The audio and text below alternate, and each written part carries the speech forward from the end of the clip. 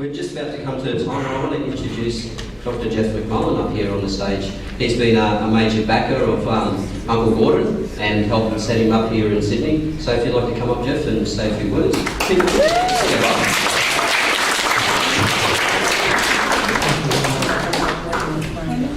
Well, Yudaki eulogy and all of the performers just fill you up, don't they, with the spirit of this place, the music and Uncle Smokey. It is about the connection to the land, the water, and its people. The connectedness of all of those things. That's in that welcome to country. It's in our acknowledgement. But you can feel it in that dance and in the music and in this painting. We are all connected. That culture is standing before us, older than any other culture on earth. It's standing there before us with its arms open to us. And it's saying we are all of this country. And the brothers' stories of all those shades of difference are really just shades of human creativity. And we have it tonight in this room. Actors, storytellers, musicians, dancers, and extraordinary painters. But, as Dinowan said, here at this great fishing spot of Kirribilli, can you imagine we are on ground where the Camaragal people will have done all of these things for longer than anyone really knows. On this spot, laughed, fished, told stories, danced, sung. And if you go to school here and you come in every day and just feel that, you are then connected to those oldest human stories. These are the oldest stories in the world. And so that is what Gordon, Syron and Bibi in their work that's here tonight on the walls are just opening us up to feel. We may feel different things when we look at all of these beautiful pieces of art. Even the big croc or the turtle shell, the carvings, all of these things are connected. In the Aboriginal way of seeing this, in the First Peoples way, up there in the Torres Strait and right down to what we now call Tasmania, there were different ways of seeing. We are not all the same. That's the beauty of our human family, that we see and feel different ways, but we are connected. And so are those creatures, all of those other creatures around.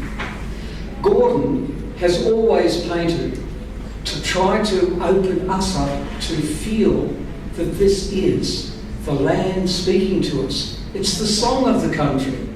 So in those paintings of how it used to be, where you see the first people sitting among the wildflowers and all of the incredible living connectedness of this beautiful land, he's showing us not only the past, because that's not the First People's way of looking at time.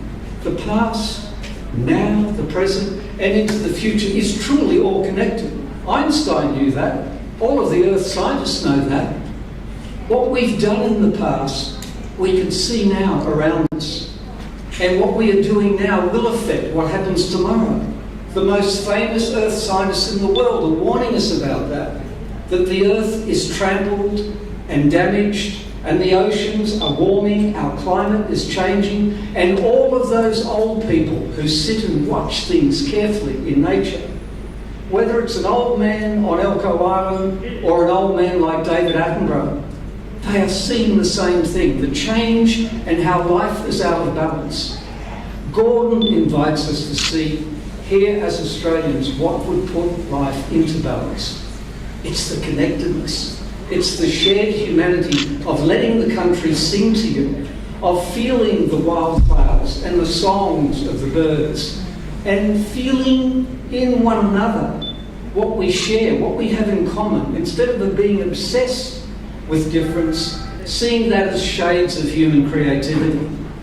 Those beautiful paintings of Kirribilli are a new study of something that he's thought about and expressed for many decades, of what this land is how it holds us all, how we can all belong here if we listen to one another and if we respect, as those dancers expressed, all that came before us, the music before us, the painters before us, the storytellers before us. An old musician who I love dearly, who wrote some of the world's greatest music, Brother Ray Charles, told me once, no one owns the notes. We only hold them in our hand for a little time and we let them flow on to the next person. And Gordon knows that is true of painting. He doesn't own it, and he never says, this is about money. This collection, the Syron collection of art, is not about owning. It's about keeping the connectedness of all of that history, all of that spirit, all of the stories of those individual lives. Those that are still with us, like David Gulpilot, and those that have gone, like Mum Shirley. Those people are priceless. These are the important people in the great story of this country. These are among the greatest people of my lifetime. I will never, ever have them out of my head or my heart. But I want the whole country to feel this, to know the beauty and strength of this culture, to know it is this that makes us Australian. And that is what Gordon opens up for us. The keeping place is keeping that spirit together, connectedness, custodianship. And whether you are a child, a school child, or whether you are old, we all have a responsibility to keep that together. It's why we need the keeping place. Here on the shores of the harbour somewhere, we hope it could be at Middlehead. There are buildings that could house the spirit of that collection and keep that connectedness as an important part of this nation's work. Gordon, your new paintings are among the most beautiful you've done, but what a gift you've given the people of Sydney and of Australia to make them see the beauty in a fresh way. It's great to just be your brother. Thank you.